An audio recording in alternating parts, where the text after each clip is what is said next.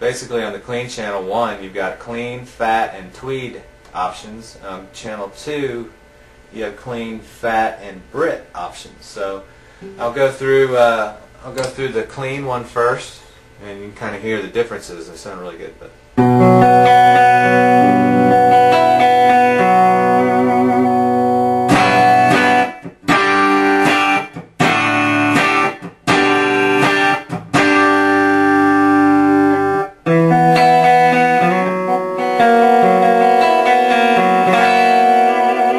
Kind of, the clean one is kind of sounds a little compressed.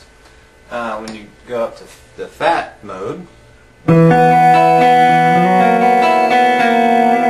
has the same kind of tonal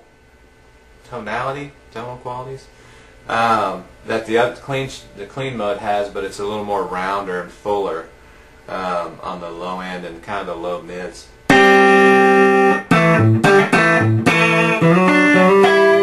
It's kind of what I use mainly for,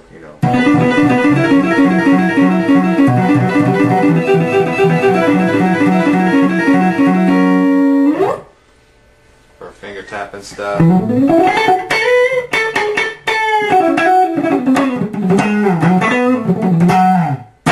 then also, mixed with the BB preamp sounds really nice. So clean, this is clean. This is fat. It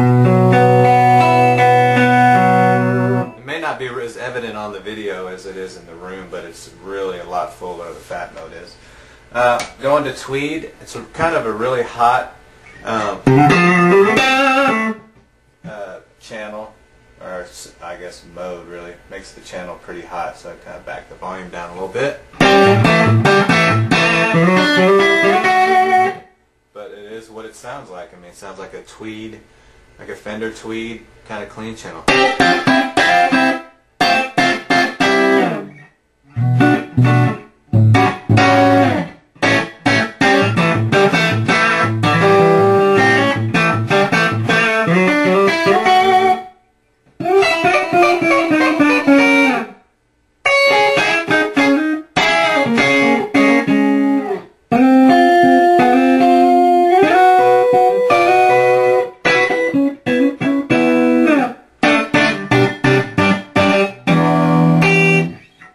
That clean, fat, and tweed. You can turn the tweed channel, the gain up a little bit, and turn the volume down.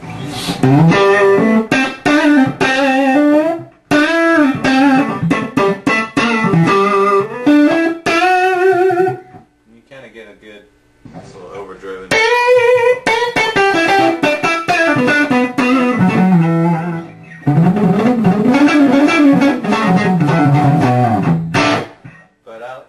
I like that okay, but with the BB overdriving it, like in the other demo video that I did for that, it just sounds a lot better than that tweed overdriven. Alright, so channel 2, clean.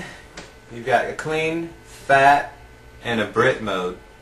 And basically the clean channel and the fat mode are basically identical to channel 1, so I'm not going to go through those. But basically the Brit mode is kind of like the tweed mode, but it's a little more higher gain even than the tweed mode. This is kind of with the gain like at about 3 o'clock or so. You kind of gets a real nice.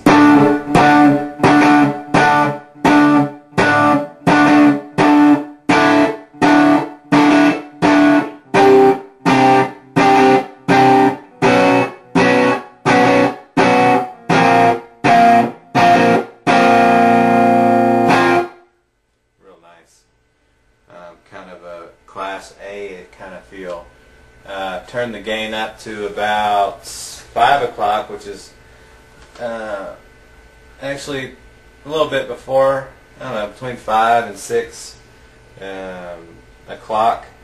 It's almost all the way up, so but it's cool because you can kind of get that real kind of U2 kind of what's that song? Vertigo kind of a sound. So.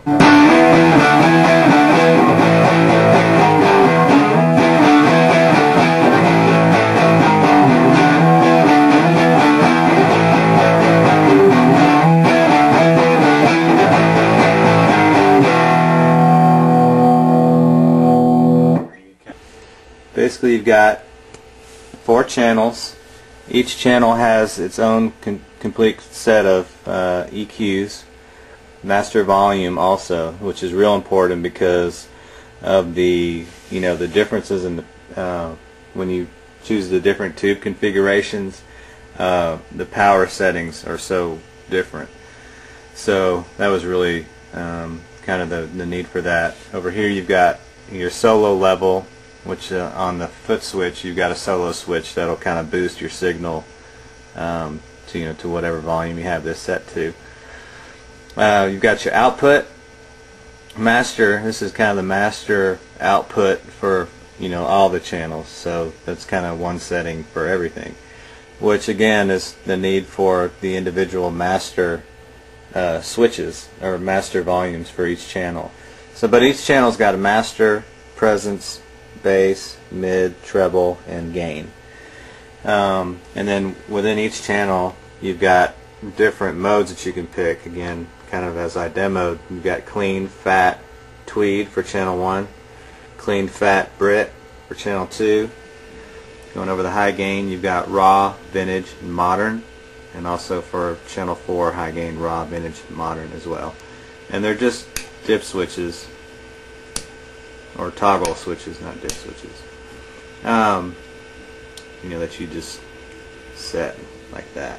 So it's not something that you can set or control via a foot controller, unfortunately. That would actually be a really cool feature. Down here, this is basically showing you whether or not you've got the rectifier tracking enabled. And then this is basically showing you, it's called the progressive linkage, which basically just shows you the tube configuration that you've got. I can kind of come down here. You got 2 6L6s, 2 EL34s, and 2 more 6L6s. So basically for this channel that means I've got 4 6L6s and 2 EL34s. For channel 4 it's just 4 6L6s without the 2 EL34s. Channel 1 is the same, and channel 2 I've got kind of set the same as channel 3. And then you can see also on channel 1 I've got the rectifier tracking disabled. So anyway, that's kind of, I just kind of wanted to show you the front of the amp and illustrate, kind of give you a better sense of what I was switching and kind of how that all works. Again, this is the Port City cabinet I love so much, and of course the G system and 2-foot controllers and Petrucci. And anyway, so there you have it. I appreciate everybody's nice comments and everything, and appreciate everybody watching and passing on the word of how cool the Road King 2 is. I love this amp. I think it's great. I mean, the tone is exactly what I've always wanted, and just kind of, since I've had a tri-axis, it's kind of, to me, it's like a tri-axis on steroids almost. It's got the balls that the tri-axis kind of never had, and also pretty close to the versatility also. Just not as many channels that you can utilize. But when I look back on how I used the tri-axis, I was really only using about 4 different sounds anyway, so it's not like I was really missing anything after the fact. So but anyway, I hope that helps, and at some point I'm going to look at the back side of the amp, and we'll look at all the different tube configurations and how those kind of interact with the mode switches on the front, and you can kind of hear all the different, I just kind of scratched the surface with the switching that you can do on the front, and it's really amazing once you get into the different tube configurations how much of an impact that actually can have on the tone as well. So again, thanks a lot, and we'll talk to y'all soon. Thanks a lot.